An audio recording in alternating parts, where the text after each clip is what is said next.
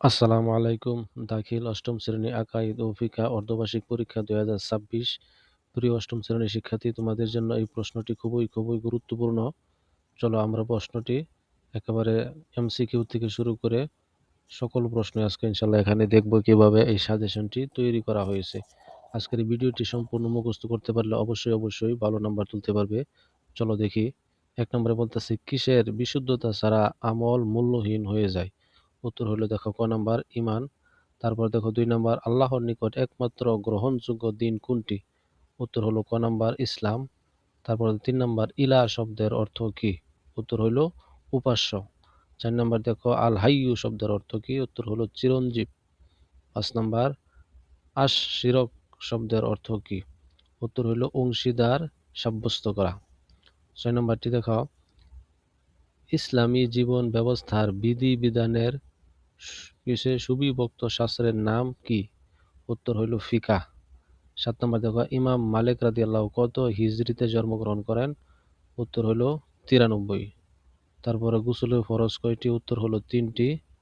তারপর দেখো, মুকিমের জন্য মুজার উপর মাসাহের সময়সীমা কত? উত্তর হলো ১ দিন ১ রাত। ১০ নম্বর দেখো, হায়দের সর্বনিম্ন মুদত কত? উত্তর হলো ৩ দিন ৩ রাত। তারপর দেখো ১১ নম্বর, জুমা সহিহ হওয়ার শর্ত কি? শর্ত কয়টি? উত্তর হলো ৭টি।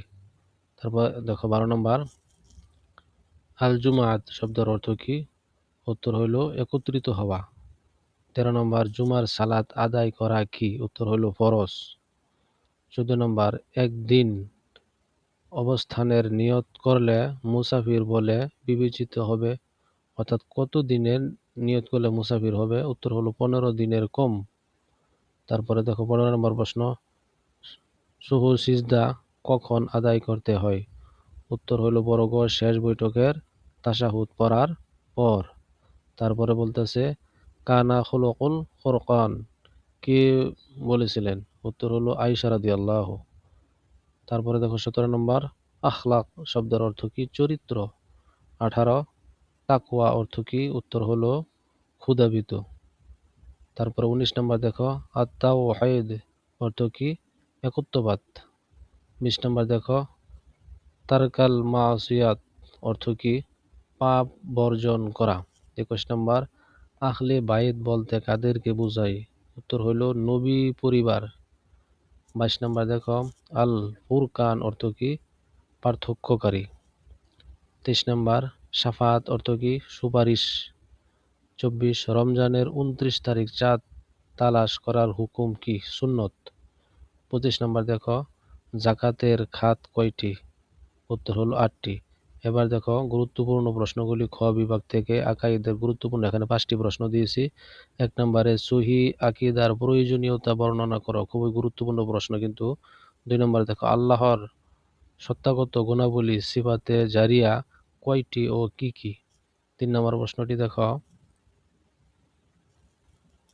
মানুষের গোটা জীবনের সকল কাজকর্ম ইবাদতের অংশ, ব্যাখ্যা করো। ৪ নম্বরটি দেখো, আসমানি কিতাবের প্রতি ঈমান আনার গুরুত্ব বর্ণনা করো। ৫ নম্বরটি, দোয়া ও আমল দ্বারা তাকদীর পরিবর্তন হয় কিনা বিস্তারিত লিখো। তারপর দেখো ছোট গ বিভাগ, এই বিভাগ থেকে ফিকহ গুরুত্বপূর্ণ, এখানে ৬টি প্রশ্ন দিয়েছি। দেখো, ইলমি ফিকহের প্রয়োজনীয়তা ও গুরুত্বপূর্ণ আলোচনা করো। ২ নম্বরে, পানি কত প্রকার ও কি কি? প্রত্যেক প্রকারের সংজ্ঞা ও হুকুম লিখো। ৩ নম্বরটি দেখো, মুসাফির কাকে বলে? সালাতে কসর এর বিবরণ ও হুকুম লিখো। ৪ নম্বরটি, সাদাকাতুল ফিতর কি? কার উপর ওয়াজিব? ৫ নম্বরটি দেখো, যাকাত আদায়ের উদ্দেশ্য ও গুরুত্ব বর্ণনা করো। ৬ নম্বর, উরস কাকে বলে? উরসের হুকুম ও নিসাব বর্ণনা করো। এবার দেখো খ বিভাগ থেকে দেখো আখলাক, গুরুত্বপূর্ণ ৪টি প্রশ্ন এখানে।